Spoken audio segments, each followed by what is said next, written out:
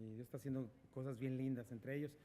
Y el resto de nosotros vamos a abrir nuestras Biblias en Filemón. Espero que hayan dormido bien porque vamos a ver todo un libro de la Biblia el día de hoy. Y es el libro de Filemón, ¿verdad? No se preocupen, es un solo capítulo.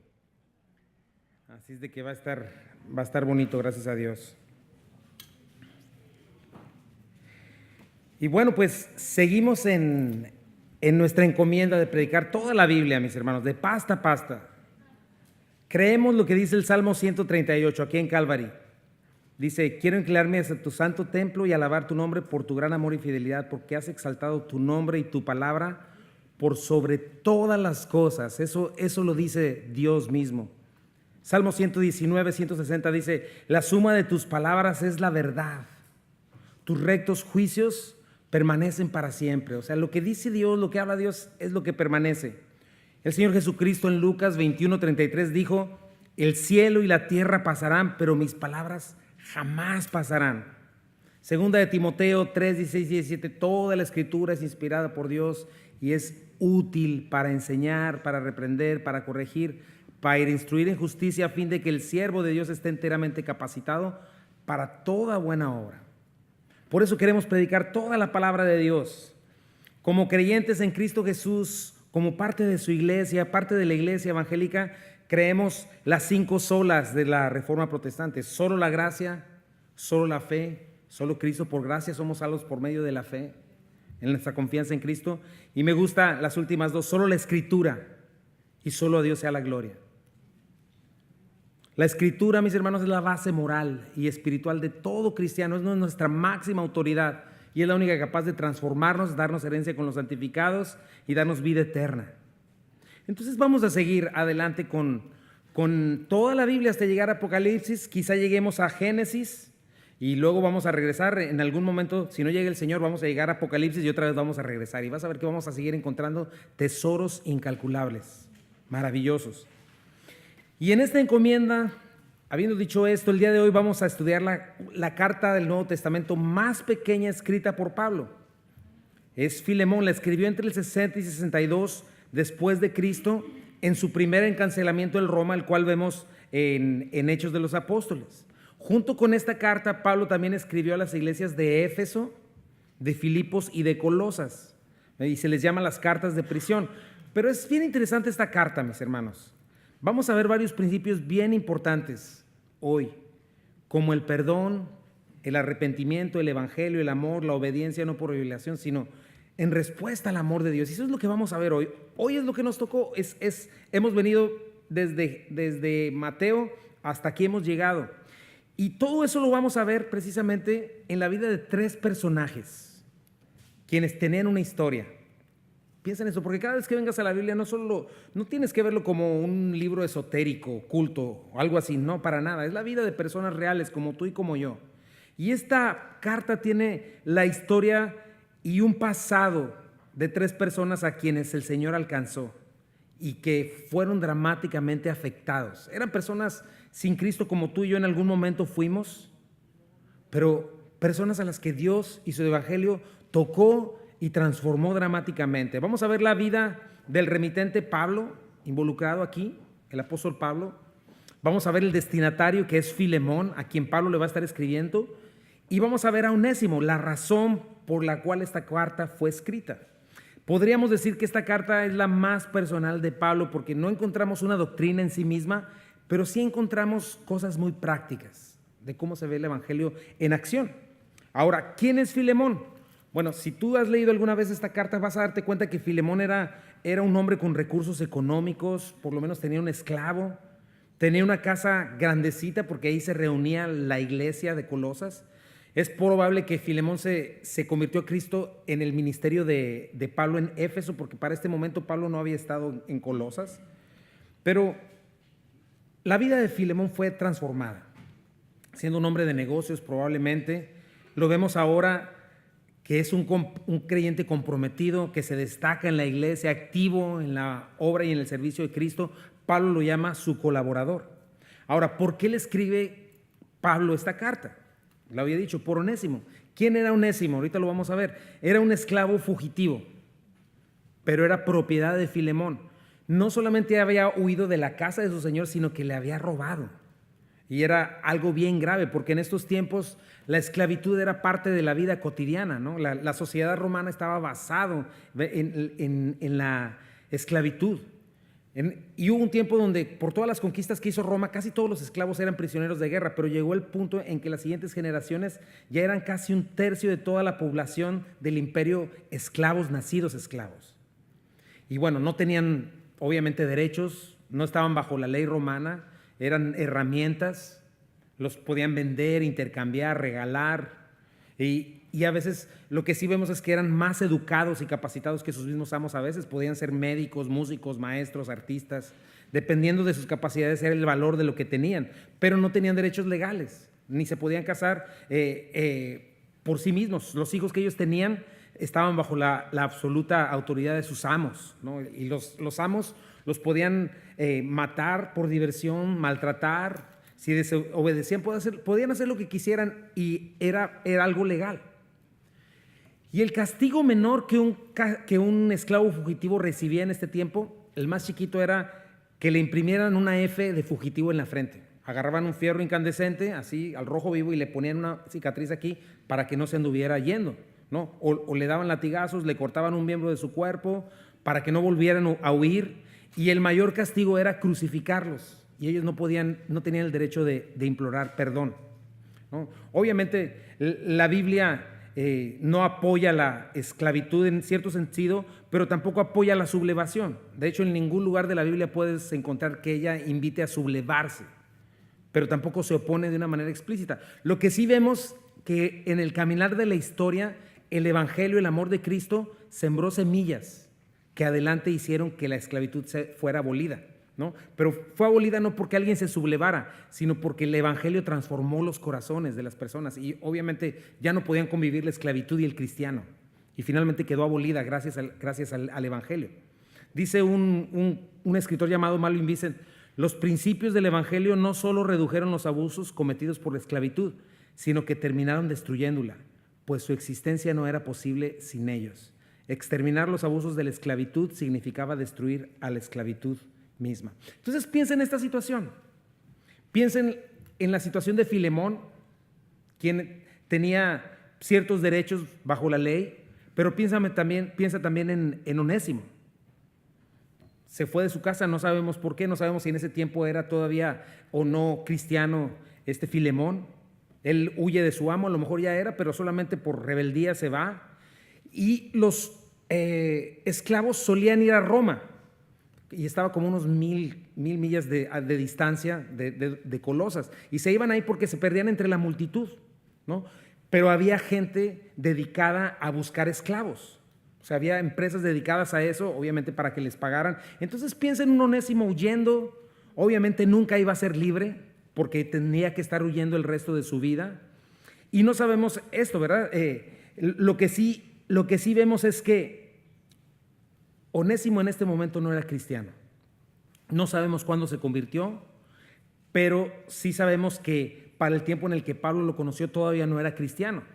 Tampoco sabemos cómo conoció a Pablo, eso no lo dice la Biblia, pero quizá escuchó el evangelio algunas veces con su amo, que era discípulo de Pablo, ¿no? Pero imagínate, algo sucedió en la vida de Onésimo, que se encuentra con Pablo o va y busca a Pablo, y podemos ver que la vida de Onésimo, un esclavo fugitivo que era considerado un criminal, de pronto lo vemos bien diferente. El evangelio transformó su vida. Dice en Colosenses 4, 7 al 10, mira cómo lo menciona Pablo a este ex fugitivo. Todo lo que a mí se refiere os lo hará saber Tíquico, amado hermano y fiel ministro y consiervo en el Señor, el cual he enviado a vosotros por esto mismo, para que conozca lo que a vosotros se refiere y conforte vuestros corazones. Checa todo esto con Onésimo, y mira cómo lo llama: amado y fiel hermano, que es uno de vosotros. Entonces en Onésimo podemos ver esto, mi hermano, las características de alguien que genuinamente se ha arrepentido. Porque Onésimo, de ser un fugitivo o un criminal, no solamente había cambiado su conducta al punto que Pablo lo llama un fiel hermano. Se había convertido en un servidor fiel de Pablo y del Señor, sino que checa lo que está haciendo Onésimo. Estaba dispuesto a restituir el daño que hizo. Checa la situación en la que estaba. Estaba dispuesto a sufrir las consecuencias de sus malas decisiones. Porque si él regresaba a su amo, estaba en juego no nada más su libertad. Estaba en juego su integridad física, su propia vida. Entonces esa es una señal de verdadero arrepentimiento. Cuando quieres restituir, cuando estás dispuesto a afrontar la verdad, no importa lo que sea. Porque Onésimo pudo haberse ocultado bajo la careta del cristiano, mi hermano, y ocultar su pasado a Pablo y poner todo su, pues yo soy un cristiano, servidor, sirviendo a la iglesia, y nunca decirle a nadie nada de su pasado. Pero podemos ver cómo verdaderamente había conocido a Cristo, cómo se había confrontado con la verdad, con la honestidad, porque eso es el arrepentimiento verdadero. Busca reconciliación, busca restauración, busca restitución. Y entonces tenemos a un Pablo que va a estar intercediendo por Onésimo, por esta situación, porque era una cuestión legal, por Filemón. Y Filemón, como cristiano, estaba en esta situación en la que iba a tener que tomar una decisión con respecto a qué hacer con Onésimo, ¿no? Entonces piensa en esto. Este es el contexto de lo que está pasando en esta carta. Vamos a darle lectura y vamos a poder entender mejor el sentir de cada uno de estos personajes.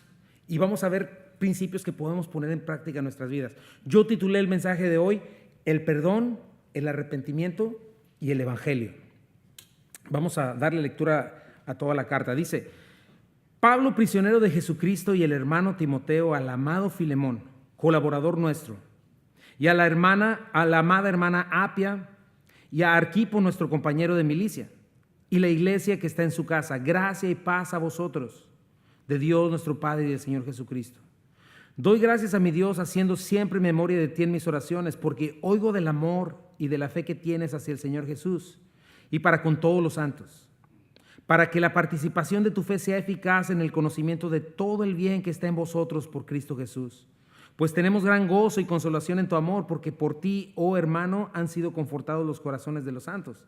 Por lo cual, aunque tengo mucha libertad en Cristo para mandarte lo que conviene, más bien te ruego por amor, siendo yo como soy, Pablo ya anciano, y ahora además prisionero de Jesucristo, te ruego por mi hijo Onésimo, a quien engendré en mis prisiones, el cual en otro tiempo te fue inútil, pero ahora a ti y a mí nos es útil, el cual vuelvo a enviarte a ti, pues recíbele como a mí mismo.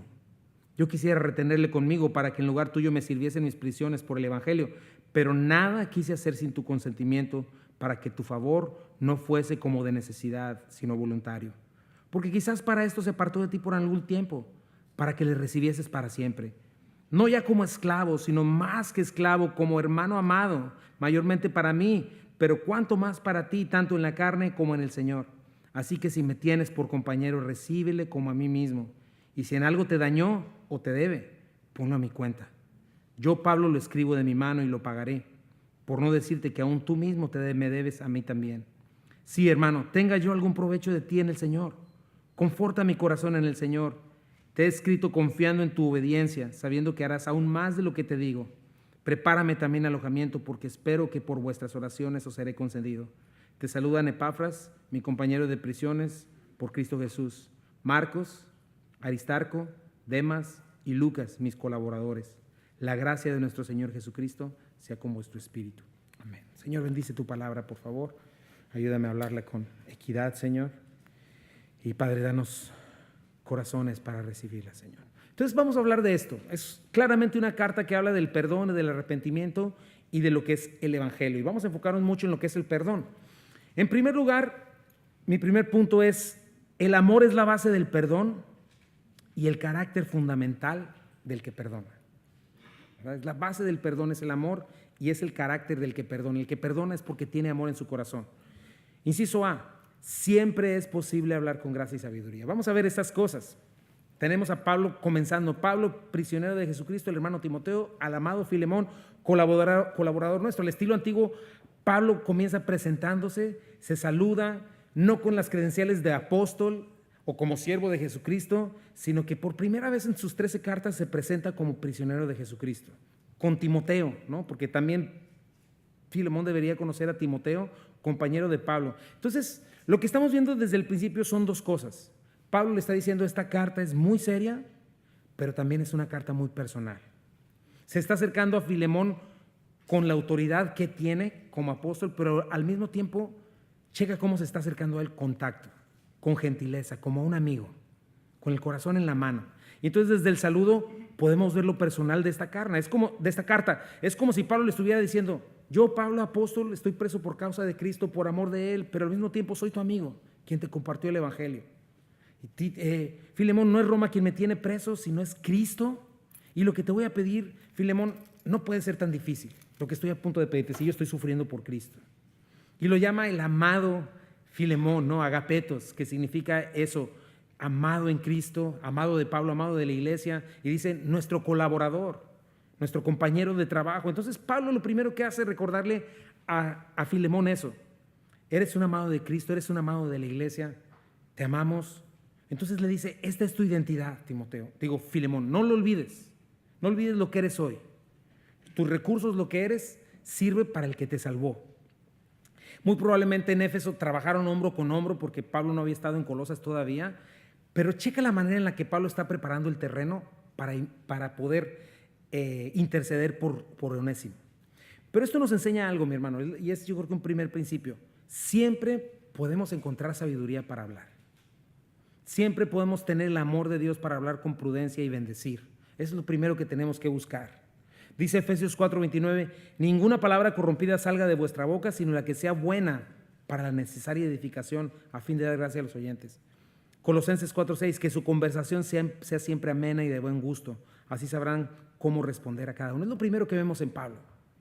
Inciso B, no te olvides quién eres y a quién representas. Dice, y a la amada hermana Apia, igual, Agapetos, Apia y a Arquipo, nuestro compañero de milicia, y a la iglesia que está en tu casa. Probablemente Apia era su esposa, Apia, y Arquipo era su hijo.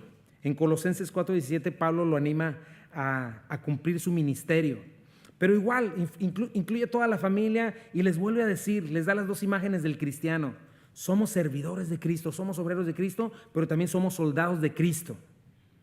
Y ayer escuchaba eso, mi hermano, no lo olvides. Cada día que te levantas, estás entrando a un campo de batalla, entonces no te olvides ponerte toda la armadura del Señor.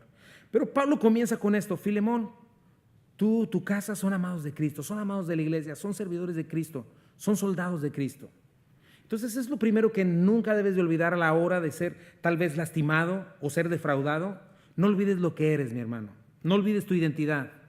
Te va a ser más fácil perdonar. Casi es obvio, ¿no? Que si estamos en una situación de perdón, sabes a quién representas, sabes quién eres y entonces puedes perdonar. Es lo primero que Pablo está haciendo en la vida de Filemón. Inciso C, gracia y paz de Dios son indispensables para ofrecer perdón. Dice, gracia y paz a vosotros, de Dios nuestro Padre y del Señor Jesucristo. Los griegos cuando saludan charis, o saludaban en aquel tiempo. Los hebreos saludarían shalom, pero son estos dos pueblos juntos, los dos siempre el orden es el mismo, porque para que puedas tener paz con Dios necesitas la gracia de Dios. La gracia es el medio que provee salvación y la paz es el resultado. Pero son indispensables, mis hermanos, para todo cristiano. Para poder llevar una vida aceptable al Señor, necesitamos la gracia de parte de Dios y ambas brotan de nuestro Padre y del Señor Jesucristo. Y esta es una alusión a su deidad y a su igualdad con Dios. Pero por la gracia de Dios hemos sido perdonados. Somos capacitados para perdonar. Entonces podemos dar gracia. ¿Qué es gracia? No darte lo que mereces, ¿verdad? Es darte lo que no mereces, que es ofrecerte aceptación, aprobación, un favor inmerecido. Entonces podemos estar en paz con los demás si estamos en paz con Dios. Y de parte de Dios para con nosotros, gracias a esta gracia, ya no hay conflicto. Entonces, como consecuencia lógica de parte de nosotros, los conflictos que tengamos con nuestro prójimo deben ir disminuyendo cada vez más porque tenemos paz para con Dios. Y Pablo sigue con su oración, casi en todas las cartas ora. Ese es mi inciso de Pablo le recuerda a Filemón el carácter cristiano que ha manifestado. Le dice, doy gracias a mi Dios, haciendo siempre memoria de ti en mis oraciones. Pablo comienza diciendo, recordándole otra vez, este eres tú, Filemón. Y vemos a Pablo siempre como un hombre de oración, y es tan importante ser hombres y mujeres de oración, todos nosotros, mis hermanos, que mantengas a tus hermanos en oración. Cada vez que haces eso, estás protegiendo tu corazón de las obras de la carne y te va a dar oportunidad de tener el sentir de Cristo siempre por ellos, en especial aquellos que te han lastimado. Entonces hacer intercesión por tus hermanos es un ejercicio que trae sanidad y que fortalece a ti y a tu hermano. Y Pablo se dedicaba siempre a dar gracias por la obra que Dios hacía en sus discípulos.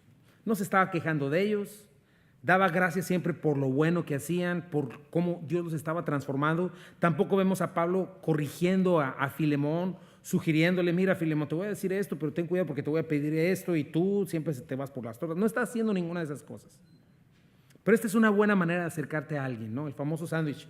Primero le dices algo bueno, después le dices la parte difícil y luego después le dices otra vez algo bueno. Es lo que vamos a estar viendo, ¿no? Dice el versículo 5. Checa, le está hablando de quién es Filemón, para que, acuérdate, después pedirle el favor. Porque oigo del amor y de la fe que tienes hacia el Señor Jesús y para con todos los santos. Dos cosas inseparables, mi hermano: amor y fe. La fe genuina no es fe en la fe genuina no es mera convicción, sino que la verdadera fe genuina en Dios siempre va a producir amor. Fe y amor para Cristo que se va a reflejar en amor para los creyentes, ¿verdad? Porque eso nos da la capacidad de amar y perdonar, sin importar el nivel de la falta. Si hay algo por los que los cristianos podemos perdonar, es porque hemos sido reconciliados con Dios en Jesucristo. Sin la fe genuina, obviamente, no podremos tener un amor genuino, no tenemos la capacidad de perdonar si no conocemos a Dios. Dice primera de Juan 4, 7 al 8, hermanos, amémonos los unos a los otros, porque el amor viene de Dios. Todo el que ama ha nacido de Él y lo conoce. El que no ama no conoce a Dios, porque Dios es amor. Y algo que tienes que saber es eso, mi hermano: el perdón genuino trae paz, deja lugar a la reconciliación, pero solo es posible bajo la plataforma de haber recibido el amor de Cristo. Por eso, si tú te acuerdas, nuestras relaciones antes de Cristo siempre llenas de resentimientos, de odios, de amarguras, porque sin conocer el amor de Dios, el verdadero perdón es imposible. Pero si conocemos a Cristo en verdad, no hay razón para que tarde o temprano haya perdón. Y me encanta cómo la fe genuina es visible. Dice, oigo de tu fe y de tu amor. Es activa, se puede ver cuando se otorga amor, servicio, perdón. Versículo 6 dice, para que la participación de tu fe sea eficaz en el conocimiento de todo bien que está en vosotros por Cristo Jesús. Se ve medio tricky este versículo. Pero, ¿de qué está hablando? De la participación, la coinonía. ¿Coinonía qué significa? Implica pertenencia, sí implica disfrutarnos como hermanos mientras tomamos café, mientras tenemos alguna fiesta, pero también implica que somos parte de un solo cuerpo. Esa es la coinonía. Los miembros de todo tu cuerpo se ayudan el uno al otro, se disfrutan, se necesitan, así los creyentes. Y está diciendo Pablo a este Filemón, oro para que este compañerismo que tienes con la iglesia sea real. Y la única manera en la que nuestro compañerismo, mis hermanos, como iglesia sea real, no sea superficial o hipócrita o artificial, sino dice aquí que sea eficaz, sea poderoso, es cuando está pasando algo, cuando estás experimentando el conocimiento de todo bien en Cristo. Ahora, ¿de qué se trata esto? Bueno, en primer lugar, Efesios 1:3 nos recuerda algo. Bendito sea el Dios y Padre de nuestro Señor Jesucristo, que nos bendijo con toda bendición espiritual en los lugares celestiales. Tiempo pasado, hay bendiciones impresionantes que tú y yo ya tenemos. Es el bien que tenemos en Cristo. Salmo 103, ¿te acuerdas? Bendice alma mía Jehová y no olvides ninguno de sus beneficios. Y empieza a dar una lista bien hermosa de todos los beneficios, bondades que tenemos en el Señor. Él es quien perdona todas tus iniquidades, el que sana todas tus dolencias, el que rescata del hoyo tu vida, el que te corona de favores y misericordias. Entonces, ¿cuál es el principio? La comunión, compañerismo, participación, podernos amar y perdonar, no va a surgir jamás de alguien que no ha creído en Cristo. No va a surgir de alguien que es cristiano pero que siempre anda en la carne, que siempre está centrado en sí mismo. Le va a ser muy difícil, le va a ser antinatural tener un compañerismo real, armonioso, refrescante, porque va a ser caracterizado por celos, murmuración, contienda. Pero hay una única manera de precisamente tener este conocimiento. La diferencia de este conocimiento es que no solamente es abundante, pleno, profundo, sino que la clave de este conocimiento es que está basado en la experiencia, mis hermanos, no solo en información.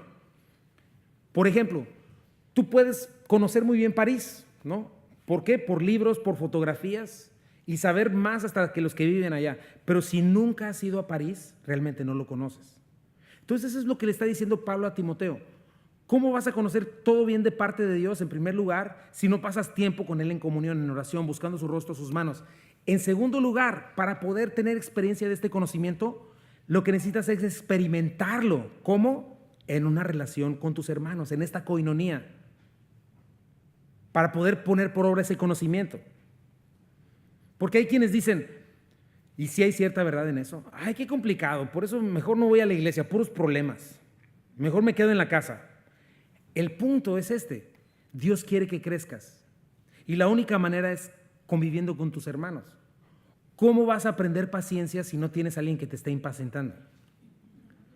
¿Cómo vas a aprender amor y perdón si no hay alguien que esté siendo áspero contigo, desleal o mala onda? Esa, mis hermanos, es precisamente la manera de crecer, y es el conocimiento que se alcanza cuando ponemos por obra los principios bíblicos.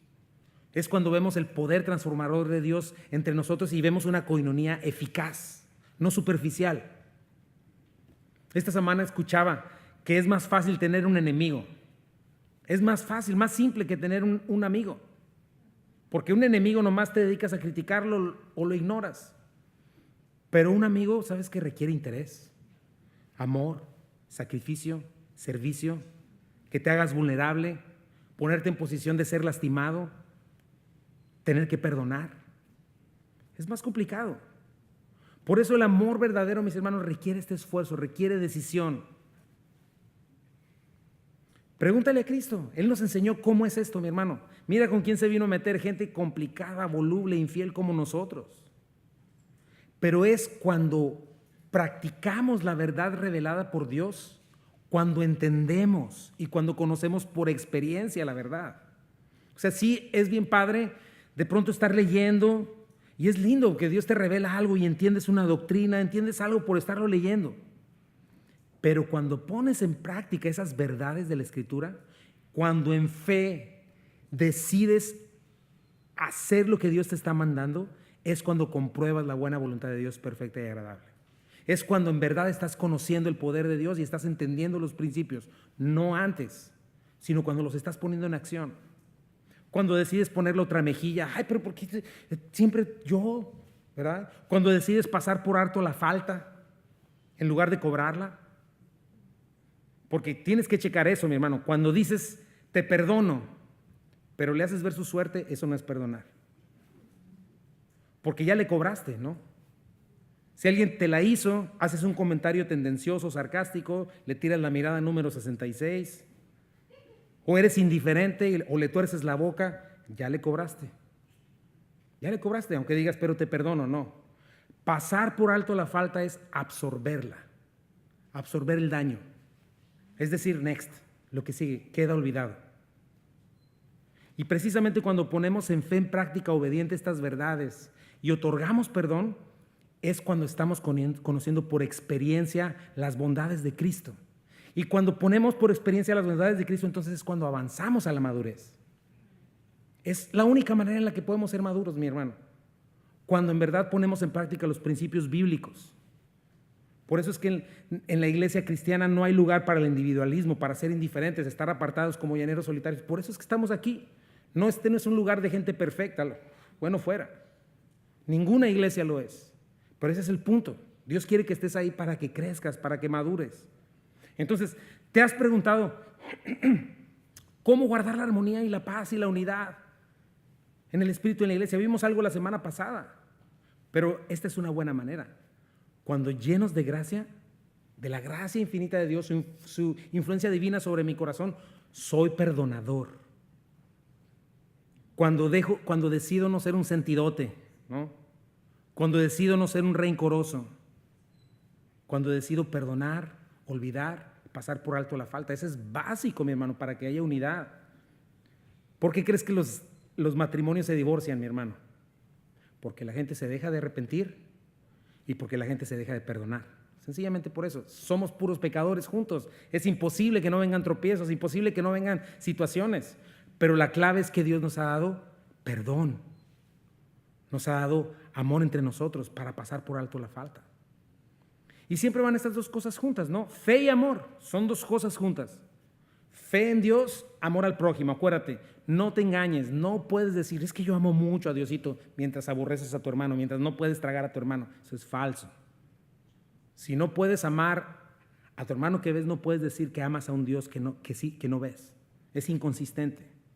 Pero por eso me gusta lo que dice. Si estamos en Cristo, si estamos comprobando todo este bien en nosotros, si lo ponemos en práctica y obedecemos los principios bíblicos, no a nuestro perverso corazón, entonces tenemos este conocimiento del Señor y nuestra comunión como iglesia es eficaz y es una bendición para los demás.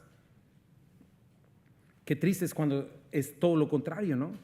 Dice el versículo 7, pues tenemos gran gozo y consolación en tu amor, porque por ti, oh hermano, han sido confortados los corazones de los santos. Checa lo que produce el amor cristiano. Gozo, consolación, consuelo. Qué contraste, mi hermano, a lo que produce un corazón contencioso. Todo lo contrario. Cuando hay falta de perdón, hay falta de paz, hay angustia.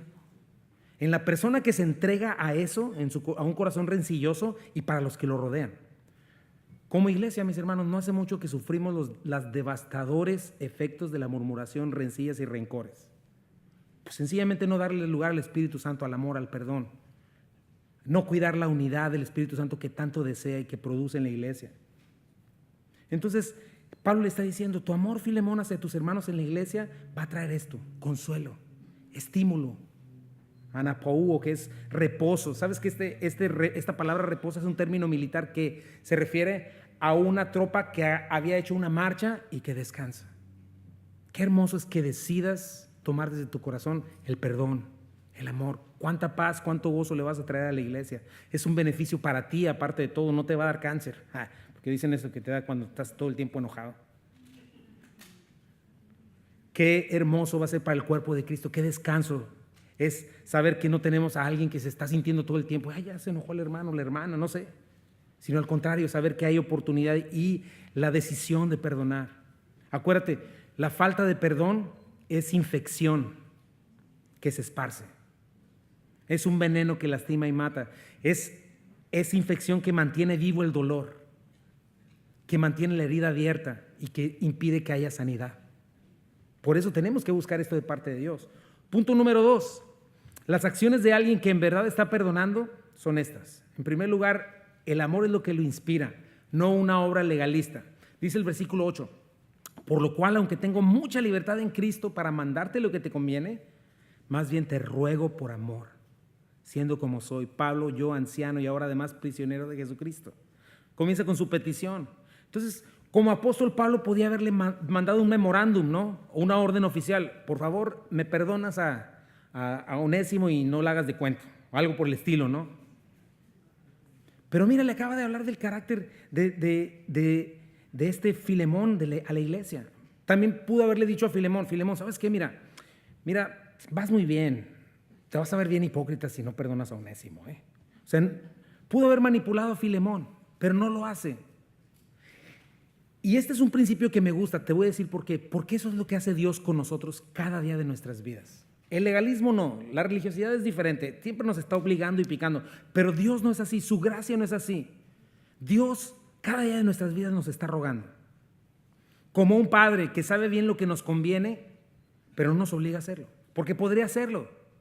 Tendría toda la libertad de obligarnos, pero ¿sabes qué? Dios se toma el tiempo para rogarnos, para buscar nuestro corazón, para mostrarnos su amor y que respondamos a su amor. Lo hemos visto en mensajes anteriores. Vivir bajo la gracia es más demandante que vivir bajo la ley. ¿Qué hace la ley? Si tú desobedeces la ley, te mata. Si la rompes, nomás te apedrean. Pero la gracia, ¿qué hace? Te levanta, te sacude y te dice, dale de nuevo. Te vuelves a caer, te levanta otra vez, inténtalo de nuevo, hasta que te salga. Romanos 13, 8 al 10 dice, no debas a nadie nada, sino el amar unos a otros, porque el que ama al prójimo ha cumplido la ley, porque no adulterarás, no matarás, no hurtarás, no dirás falso testimonio, no codiciarás, y cualquier otro mandamiento en esta sentencia se resume. Amarás a tu prójimo como a ti mismo. El amor no hace mal al prójimo, así que el cumplimiento de la ley es el amor. En 1 Corintios 13, ¿te acuerdas? No lo puse ahí, pero dices, yo puedo hablar lenguas angélicas y lenguas humanas, pero sin amor es puro ruido. Puedo ser el más grande teólogo y conocer los misterios más grandes, pero sin amor no soy nada. Puedo tener el ministerio más eficaz y ser una antorcha ardiente, dice, y hasta puedes entregar tu cuerpo a ser quemado por el ministerio. Pero sin amor, dice, de nada te sirve. Eso es lo que dice la Biblia.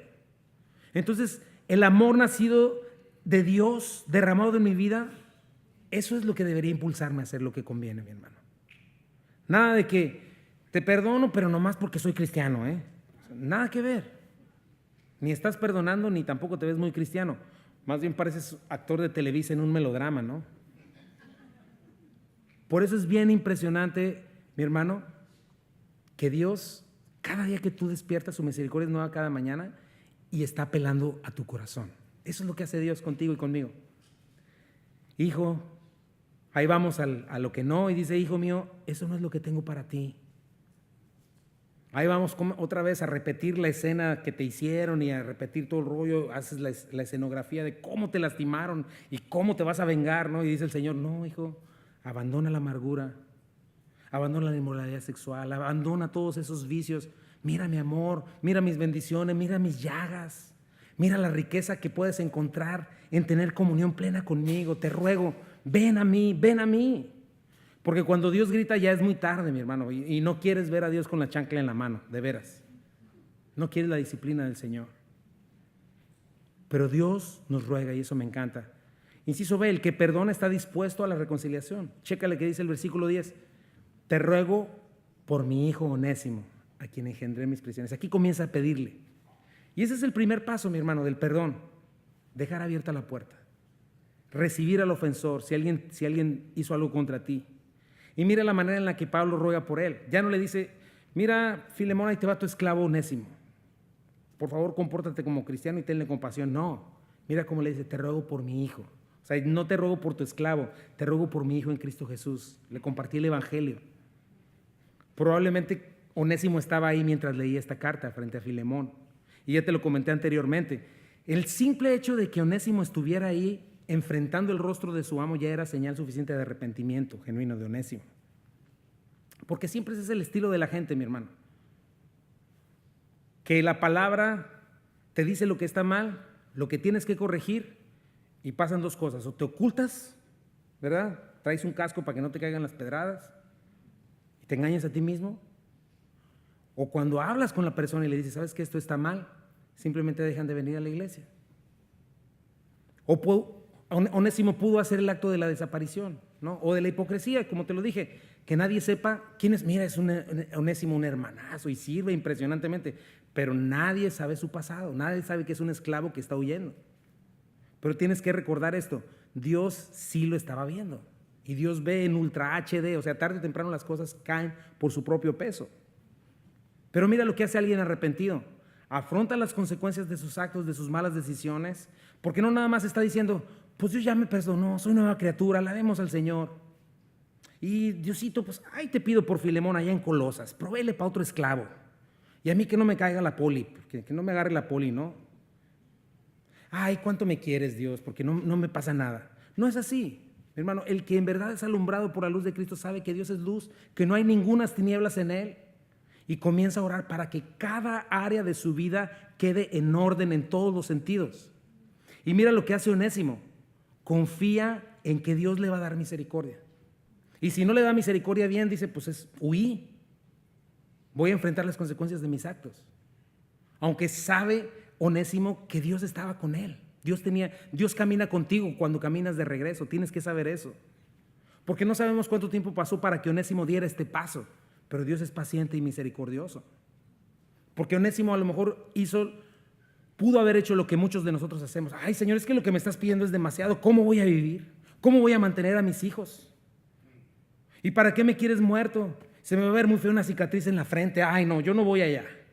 Todo el tipo de justificaciones que usamos para no confiar en Dios y no obedecer, creyendo que nosotros podemos hacer un mejor trabajo, cuidándonos a nosotros mismos, siendo muy listos, ¿no? Que aún nuestro mismo Creador. Que aunque a veces no nos dé lo que queramos, cantábamos hoy, su voluntad es perfecta. Y te aseguro algo, mi hermano, lo he vivido. El lugar más seguro para ti es estar en el centro de la voluntad de Dios. No se trata de un lugar. Todo lo contrario, Si resistimos al Señor, su autoridad, su voluntad, lo que estamos haciendo, ¿sabes qué es? Darle vueltas al desierto. Pero te voy a decir algo, en cada vuelta en el desierto, estás quedando cada vez más en mayor miseria. Por otro lado, mira a Onésimo, dispuesto a lo que Dios quisiera porque había entendido el evangelio. Claro que Filemón terminó perdonándolo, pero finalmente Filemón sabía, Señor, estoy en tus manos, esto es lo que merezco, esto es lo que hice y aquí estoy. Quiero ser limpio, Dios, quiero que me quites todo lo que me estorba de estar cerca de ti. Y tú podrías decir, pues es que Onésimo va y el apóstol Pablo está intercediendo por él. Pues te voy a decir algo, tú y yo tenemos un intercesor todavía mayor que se llama Jesucristo. Por eso es que lo que necesitamos, mi hermano, es creer en Él. Si en verdad quieres experimentar verdadera libertad, si en verdad has batallado toda tu vida con algo, ¿por qué no comienzas creyéndole a Dios? ¿Por qué no comienzas dando pasos a la verdad? Aunque esto implique cosas tan drásticas como Onésimo, que estaba enfrentando literalmente la muerte. Pero te voy a decir algo, dice el Señor, conoceréis la verdad. ¿Y qué dice después? Y por la verdad te van a meter al bote y vas a perder todo lo que tienes. No, ¿verdad? Conocerás la verdad y la verdad te hará libre. Porque Onésimo a partir de aquí no fue el mismo y fue verdaderamente transformado. Pero checa cuál fue el paso. El paso es que él creyó y caminó en la verdad sin importar las consecuencias. ¿Por qué? Porque había sido alumbrado por Cristo. Versículo 11 dice, el cual en otro tiempo te fue inútil, pero ahora a ti y a mí nos es útil. Eso me encanta. Onésimo significa útil. Muchos esclavos se llamaban así. Pero lo último que había sido Onésimo para Filemón, su amo, era útil, era un inútil. Dolores de cabeza, huyó, le robó. Pero checa lo que dice Pablo. Le está diciendo, yo estoy dando testimonio. Este hombre, Onésimo, ha sido transformado por la gracia de Dios. Y es lo que vimos en Tito, mi hermano. Una vida transformada es señal de una fe viva, sana, genuina, verdadera. Y eso me encanta. Porque antes de Cristo nosotros éramos no onésimos, o sea, éramos inútiles. Pudimos haber sido muy buenos para cantar o para hacer negocios, pero para el reino de Dios éramos inútiles, ajenos a la vida de Dios. ¿Te acuerdas, Tito? Lo vimos. En otro tiempo nosotros también éramos necios, desobedientes, fuimos engañados, nos convertimos en esclavos de toda clase de prisiones, de pasiones y placeres. Nuestra vida estaba llena de maldad, de envidia, nos odiábamos unos a otros, pero cuando Dios, nuestro Salvador, dio a conocer su bondad y amor, Él nos salvó, no por las acciones justas que nosotros habíamos hecho, sino por su misericordia. Nos lavó quitando nuestros pecados, nos dio un nuevo nacimiento y nueva vida por medio del Espíritu Santo. Él derramó su Espíritu sobre nosotros en abundancia por medio de Jesucristo nuestro Salvador. Eso fue lo que sucedió con Onésimo. Dice el versículo 12, el cual a Onésimo te lo vuelvo a enviar. Tú puedes, checa lo que dice, recíbele como a mí mismo. Mira Pablo, mi hermano. ¿Sabes qué podemos ver en estos versículos? No solo la intercesión de Pablo por Onésimo, estamos viendo el evangelio mismo. Porque Cristo es lo que hizo en nosotros. Cristo ruega por nosotros al Padre cuando Satanás, nuestro acusador, que constantemente está utilizando la ley para decir, mira, no lo hizo, mira, no lo logró, mira, no lo hizo, mira esto, mira, Jesucristo, nuestro abogado defensor, está diciendo lo contrario. Sí, pero yo ya pagué. Ellos ya no son esclavos de la ley, han sido rescatados. Ahora son mi iglesia, los compré por precio. Dios, antes sí es cierto, te fueron inútiles, pero ahora por tu gracia son útiles para tu reino. Y tienes que ver a Cristo intercediendo por nosotros. Señor, recibe a Raúl, recibe a Enrique, recibe a Silvia, a cada uno de ustedes, como si me recibieras a mí. Hemos sido justificados, mis hermanos. Eso implica que los cargos que teníamos en nuestra contra no nada más los quitaron, los borraron, ya no existen. Cristo tomó nuestro lugar en la cruz, la doctrina de la sustitución. Lo he dicho antes, Cristo muere en la cruz no solo en nuestro lugar, sino como fuera nosotros, como si fuera nosotros. O sea, Cristo no solo murió por Chuy, Cristo subió a la cruz vestido de Chuy mismo, como si fuera Chuy mismo. De la misma manera, yo he sido resucitado vestido de Cristo como Cristo. Soy recibido por Dios, no solo por recomendación de Cristo, sino como Cristo mismo. El Espíritu literalmente nos dice que hemos sido vestidos de Cristo. Por eso el Padre no duda un minuto en recibirnos, por eso su misericordia es nueva cada mañana, porque está recibiéndonos como si recibiera a su Hijo Jesucristo. Oye nuestras oraciones como si fueran las de su Hijo Jesucristo. nos ama, nos perdona, nos bendice como si lo estuviera haciendo con su Hijo Jesucristo. Imagínate, hemos sido vestidos de Cristo, no hay cargos en nuestra contra, porque Cristo pagó en nuestro lugar lo que debíamos. Es impresionante. Eso ocurrió el día que creímos y fuimos salvos. Por eso estamos llamados a vestirnos de Cristo cada día. Dice el versículo 13, yo quisiera retenerle conmigo para que en lugar tuyo me sirviesen mis prisiones por el evangelio, pero nada quise hacer sin tu consentimiento, para que tu favor no fuese como de necesidad, sino voluntario. Se está testificando de la fidelidad de Onésimo, Pablo. Otra cosa es que estamos viendo a un Pablo honesto, no ventajoso. No está utilizando su autoridad o su amistad para obtener su propia comodidad, sino que está reconociendo la autoridad de Filemón. ¿Qué dice el 1 Corintios 13, 4, 6? El amor es sufrido, es benigno, el amor no tiene envidia, el amor no es jactancioso, no se envanece, no hace nada indebido, no busca lo suyo, no se irrita, no guarda rencor, no se goza de la injusticia, mas se goza de la verdad. Qué importante, mis hermanos, es aprender este amor que viene de nuestro Maestro Jesucristo. Así nos trata. Versículo 15 dice, porque quizás para esto se apartó de ti por algún tiempo, para que le recibieses para siempre, no ya como esclavo, sino más que un esclavo, como hermano amado, mayormente para mí, pero cuánto más para ti. Entonces nos enseña cómo Dios es capaz de convertir lo peor de nuestras decisiones en una bendición. Es lo que estamos viendo aquí, mi hermano. Obviamente, cuando venimos a Él.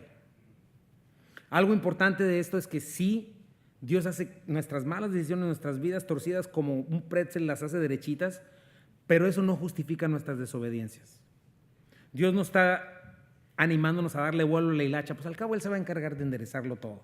No es así, mi hermano, porque no olvides, por ejemplo, David fue perdonado, pero vivió en carne viva las consecuencias de su pecado. Es un precio muy alto. Cuando nos arrepentimos, cuando creemos en Cristo, cuando venimos a Él, podemos confiar que Él es capaz de destorcer cualquier cosa, por más torcida que esté. Él es capaz de convertir una historia de terror en una historia de gracia y misericordia. Por ejemplo, José, cuando fue vendido, sus hermanos lo querían matar. Pero dice Génesis 50:20, dice, ustedes pensaron mal contra mí, mas Dios lo encaminó a bien para hacer lo que vemos hoy, para mantener en vida a mucho pueblo. Obviamente ellos vieron esta bendición, pero sufrieron las consecuencias.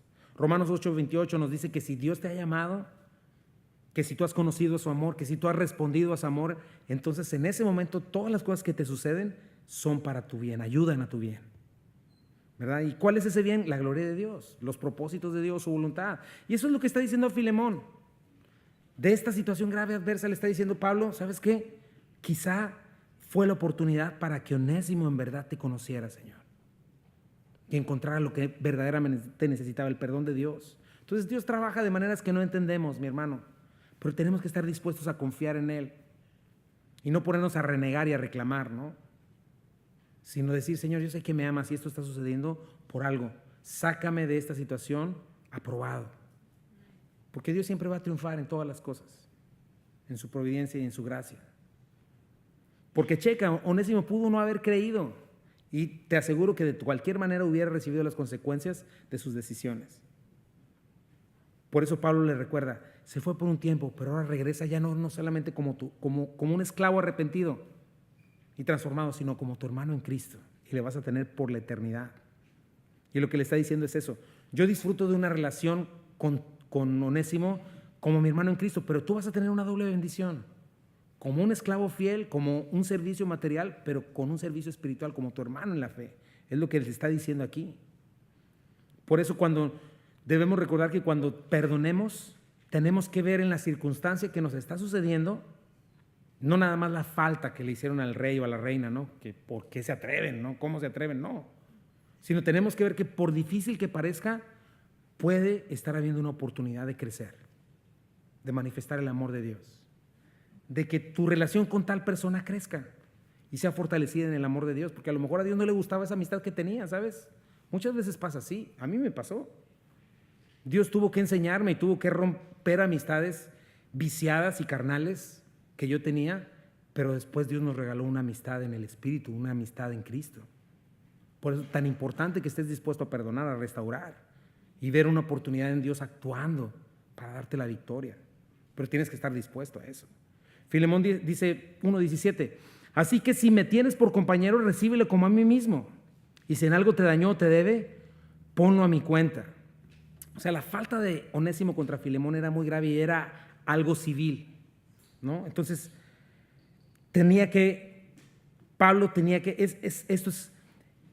Onésimo no tenía cómo reconstituir su daño, cómo restituir su daño. Eso es lo que estaba viendo. Onésimo, lo que le hizo a Filemón, no tenía cómo restituirle. Estaba dispuesto, aunque le dijera, voy a trabajar por ti toda la vida, pues si ya era su esclavo, ¿no? Entonces, es verdad que sí, la restitución es esencial en el perdón, mi hermano. Y del que está genuinamente arrepentido, viene y dice, ¿sabes qué? Estoy arrepentido.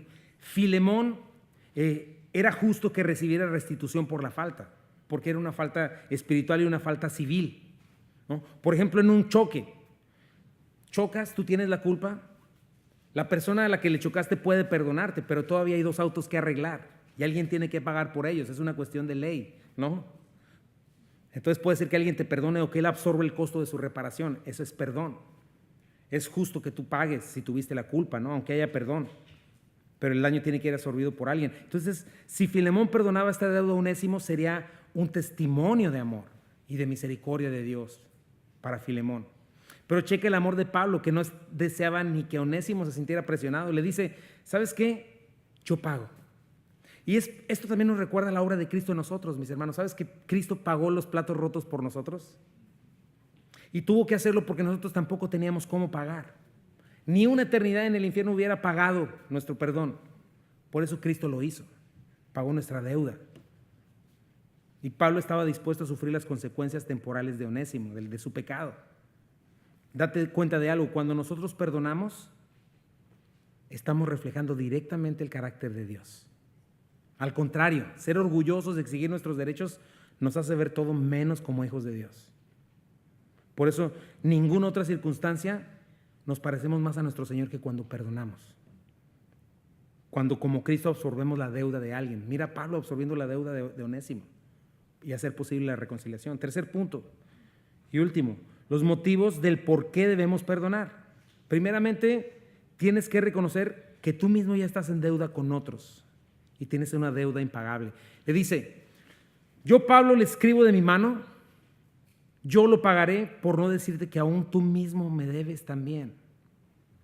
O sea, siempre alguien más escribía por Pablo, pero en este momento, mientras Pablo dictaba, pero en este momento Pablo le dice, ¿sabes qué? Esto yo lo voy a escribir con mi propia mano porque te voy a firmar un pagaré, Onésimo. Un pagaré por Onésimo, Filemón. Pero al mismo tiempo le dice, pero te recuerdo algo, Filemón. Yo pago por Onésimo, pero no te olvides que tú también tienes una deuda aún mayor conmigo. Es bien importante recordar eso, mi hermano, porque nos va a ayudar también al perdón. Cuando alguien te ofende o te debe algo, nunca olvides que tú también tienes deudas con otros y que hay otros a los que tú has faltado. Y sí, hay otros que te han faltado a ti, pero tú has faltado a otros. Entonces, nos pueden deber algo por algo que hicimos, pero hay muchos otros que también han hecho cosas por nosotros y ya tenemos una deuda. No sé, alguien me puede defraudar, pero te voy a decir algo. De alguna manera tengo una deuda con mis padres, con mi esposa, con mis hijas, con la iglesia. Hasta tengo una deuda con los que hicieron posible esta Biblia en 2 versiones, mi hermano. Tengo una deuda con la iglesia, con gente que me ha formado, pastores, maestros, los que me llevaron a Cristo. Entonces no tengo que olvidar que de por sí ya tengo una deuda de amor impagable, de otros que me han bendecido. ¿Cuánto más con mi Señor, que me dio todo cuanto yo no merecía? Por eso está escrito, no debáis nada a nadie, sino alabaros unos a otros, porque el que ama al prójimo ha cumplido la ley. Por eso escribe Mateo 6:12, perdónanos nuestras deudas como también nosotros perdonamos a nuestros deudores. ¿Te acuerdas de la parábola de los 2 deudores, mi hermano? Uno le pide misericordia al rey por una deuda que no podía pagar, era impagable. Sale de ahí, se encuentra con un prójimo que le debía una deuda ridícula en comparación con esa deuda y decide meterlo a la cárcel. Y el Señor le condena. Por eso no tenemos que olvidar eso a la hora de que te ofenden o algo. Por mucho que te deban, ya debes. Por mucha deuda que tengan contigo, tú ya tienes una deuda con otros y te va a ser más fácil perdonar. Inciso B, El perdón trae bendición a todos alrededor. Ya lo habíamos dicho. Sí, hermano, tenga yo algún provecho de ti en el Señor. Conforta mi corazón en el Señor. Ese es el provecho que tendría de Filemón. Verle caminar en obediencia. Ver a un Onésimo restaurado, glorificando al Señor. Acuérdate, la falta de perdón solo trae mal. Trae dolor. Pero un corazón perdonado siempre es una bendición. Es generosidad, es mostrar el amor de Dios. Inciso C, el perdón es una oportunidad de obediencia a Dios. Dice, te he escrito confiando en tu obediencia, sabiendo que harás aún más de lo que te digo. Eso me gustó porque sabes que el legalismo nos hace obedecer lo necesario. El estar, pues es que soy cristiano y ¿qué es lo que, a ver, qué es lo que hace un cristiano para verse cristiano? No. Pero te voy a decir, el amor de Dios nos hace ir más allá. El amor de Dios nos hace correr una siguiente milla, no ver por lo propio, sino por lo de los demás. Porque tenemos un Dios generoso que así lo hizo.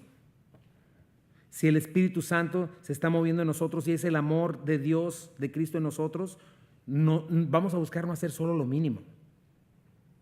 ¿Y cómo no vernos mal? ¿Y pues, ¿cuál es el punto? Para no verme tan mal, no.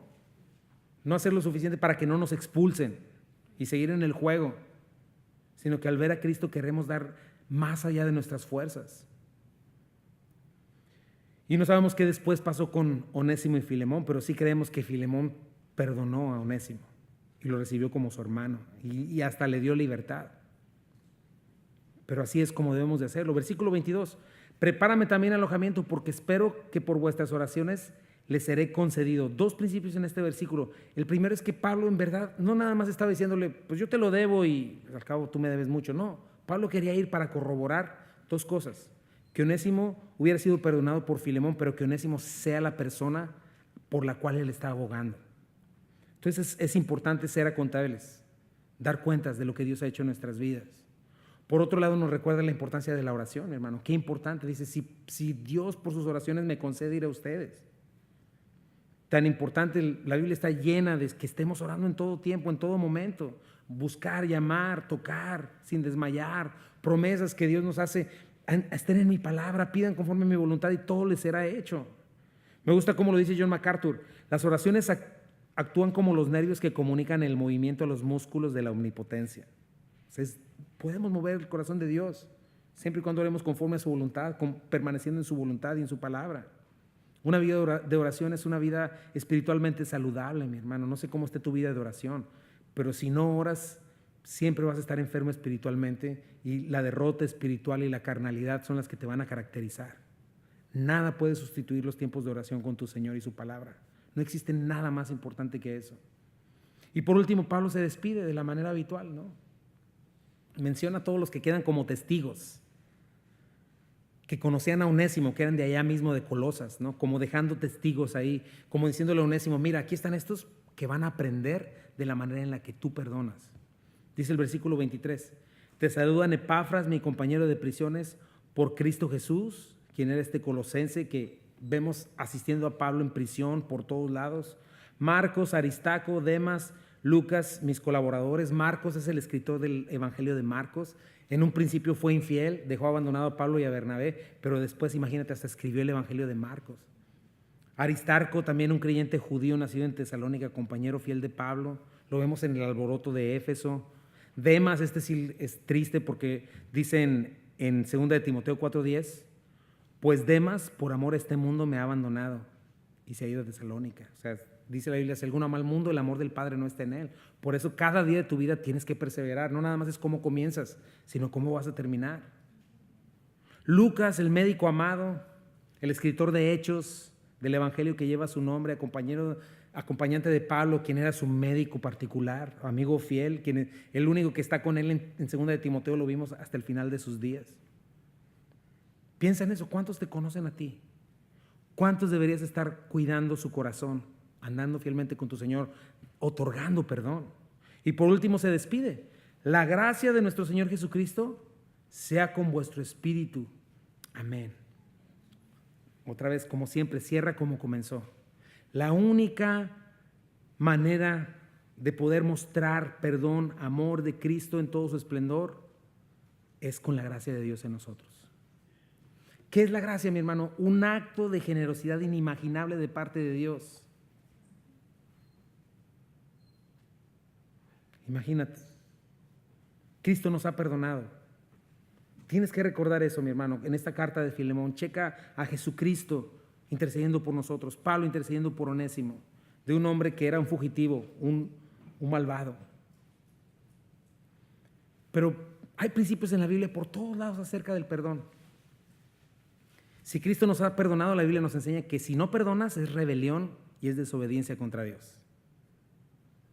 No perdonar a Cristo nos encierra tras las rejas del pasado, enferma con la infección de la amargura. No perdonar, lo hemos visto en otras partes, deja la puerta abierta a la obra de Satanás para que nos destroce. Estorba nuestra preciada comunión con Dios. ¿Sabes que estaba yo escuchando la historia de alguien que enseñó en una de las conferencias de pastores de Calvary Chapel en Nueva York? Y una persona que habló estaba hablando de un hermano suyo que es misionero en el norte de Irak, allá en aquellos lugares. Pero él cuenta que siendo misionero allá, se encontró con una mujer en una cuestión muy interesante. Estaba limpiando esta mujer una casa que había sido atacada por musulmanes radicales. Y entonces él se acercó a ella y le dijo: ¿qué estás haciendo? Bueno, dice, mi esposo también está aquí, tenemos un grupo de construcción, ¿no? Y lo que hacemos es que cuando una casa de estas acá en Irak es atacada, por lo regular decapitan a la gente, la acuchillan, la dejan ahí muerta. Dice, cuando los hombres malos se van, nuestro ministerio es entrar, recoger partes, limpiar la casa, la sangre, esterilizar todo, levantar puertas, cambiar ventanas y hacer que esa casa otra vez vuelva a ser habitable y que otros vivan ahí. Y le pregunto, oye, pero ¿cómo terminaron haciendo este servicio tan extremo? ¿De dónde son? Entonces ella le dijo, somos de Lancaster, Pensilvania. Y le dice, pero ¿cómo terminaron haciendo este ministerio, no? Y le explicó a ella, le dijo, ¿sabes qué? Hace algunos años allá en Lancaster, un muchacho entró a nuestra escuela con un arma y mató a algunos de nuestras niñas, porque eran puras niñas. Dice, y todo eso salió en las noticias. Esta persona la llevaron a la cárcel. Los papás de estas niñas, después de que fueron asesinadas, fueron a visitar a este hombre, obviamente todos ellos cristianos. Y fueron y le dijeron al cuate te amamos, te perdonamos y estamos orando por ti. Mataste a nuestras niñas, pero te perdonamos. Y de alguna manera eso también se supo por allá, salió mundialmente. Y estas personas dicen, nosotros recibimos una llamada de un grupo de personas aquí en Irak. Nos llamaron a la iglesia en Lancaster y nos dijeron, ¿saben qué? Musulmanes radicales están matando despiadadamente a personas en sus casas. Oímos su historia. ¿Podrían venir aquí y enseñarnos cómo se perdona? Porque no sabemos cómo hacerlo. Ustedes supimos que sus hijas fueron asesinadas, fueron a prisión, le dijeron que le perdonaban y que lo amaban y que estaban orando por él. ¿Pueden venir aquí? ¿O pueden mandar a alguien que nos enseñe cómo se hace eso? Piensa en eso.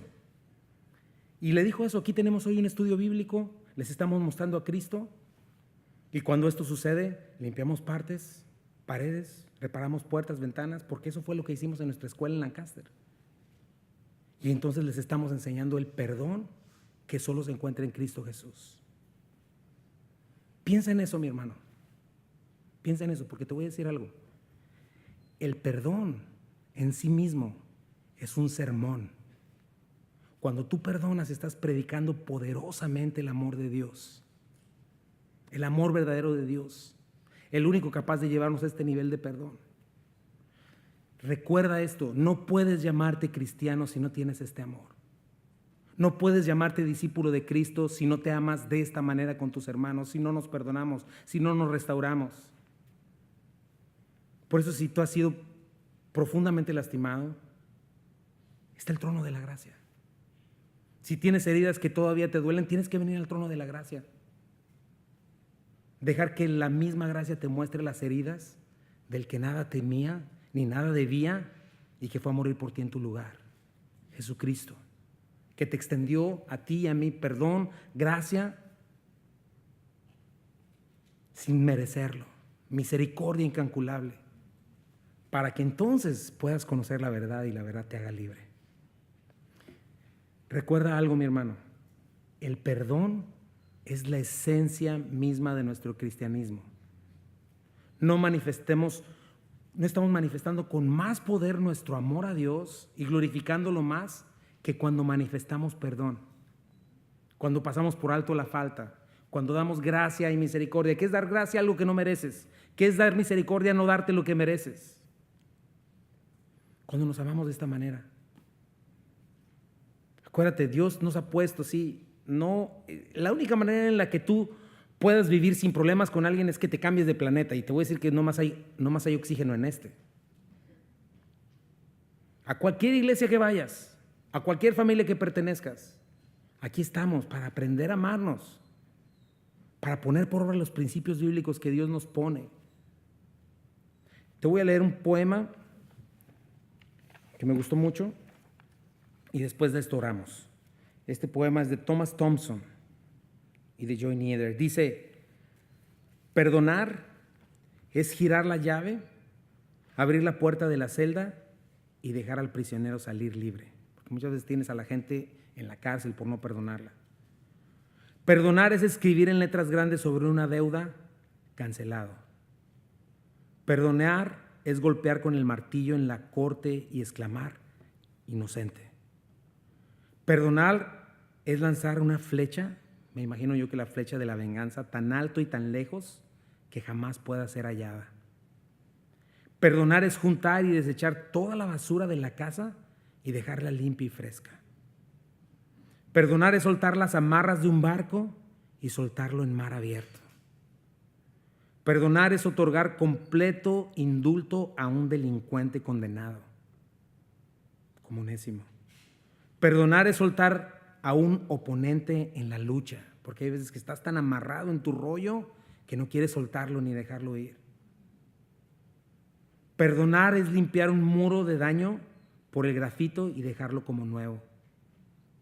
Perdonar es romper una vasija de barro en miles de pedazos de manera que nunca más pueda ser reconstruida. Esa es la importancia del perdón, mi hermano. Yo le pido a Dios que nos convierta en una iglesia llena de Él. Que el amor de Dios en verdad abunde entre nosotros, en nuestras familias. Que podamos en verdad manifestar el amor genuino de Dios. Ese es el amor genuino de Dios. No una vida infestada por el mal de la amargura, de las rencillas, del odio, del resentimiento, que nada tienen que ver con un cristiano, que mucho menos nada tienen que ver con nuestro amado Dios, que está lleno de gracia y de verdad y amor, que en su misericordia es nueva cada mañana, listo para perdonarnos, para dejar la falta a un lado, absorberla y decirnos adelante. Así luce el perdón, mi hermano, el arrepentimiento y el evangelio. ¿Cómo lucen en ti? Vamos a orar. Señor Jesucristo, te damos gracias, Padre, en este gran ejemplo de perdón, Señor, de arrepentimiento, de lo que es el evangelio, Dios. Ayúdanos, Padre, ayúdanos, Señor. Venimos al trono de la gracia, Dios. Las heridas son reales, duelen, Señor. El daño que nos hemos hecho es real, Padre, pero ayúdanos a considerar todas estas cosas, Dios. Porque justamente, verdaderamente, es el único lugar donde vamos a encontrar libertad, Señor. Ayúdanos a no estarnos dejando llevar, Señor, por Hollywood, por todos estos lugares que ensalzan la venganza y la falta de perdón y ponen como débil a una persona que perdona, Dios, cuando no es así, Señor. Tú, el más poderoso de todos, al único a quien en verdad se le ha blasfemado, y que nunca ha hecho nada malo ni hará jamás una cosa mala, porque eres bueno en esencia, Dios. Tú nos perdonas, Señor. Ayúdanos, Padre. Ayúdanos, enséñanos, Señor, que en cosas tan pequeñas, Señor, no sabemos perdonar. Ayúdanos a regresar a la palabra otra vez. Ayúdanos a regresar a ti en oración, Señor, y a conocerte, Dios, porque si el perdón no es parte de nuestras vidas, nuestro cristianismo está muy pequeño. No lo hemos entendido, Señor. No hemos entendido tu perdón. Tú claramente lo dijiste: si nosotros no perdonamos a nuestros deudores, tú no nos vas a perdonar, porque sencillamente no hemos entendido, Señor, lo que debemos, lo que hemos hecho. Y seguimos centrados en nosotros mismos, Dios. Ayúdanos, por favor. Ayúdanos a vivir como gente libre en verdad, Señor. Ayúdanos a entender, Señor, que nuestro mejor sermón no está en un impresionante mensaje teológico, Señor, sino en otorgar perdón y misericordia, Señor. Enséñanos, Padre.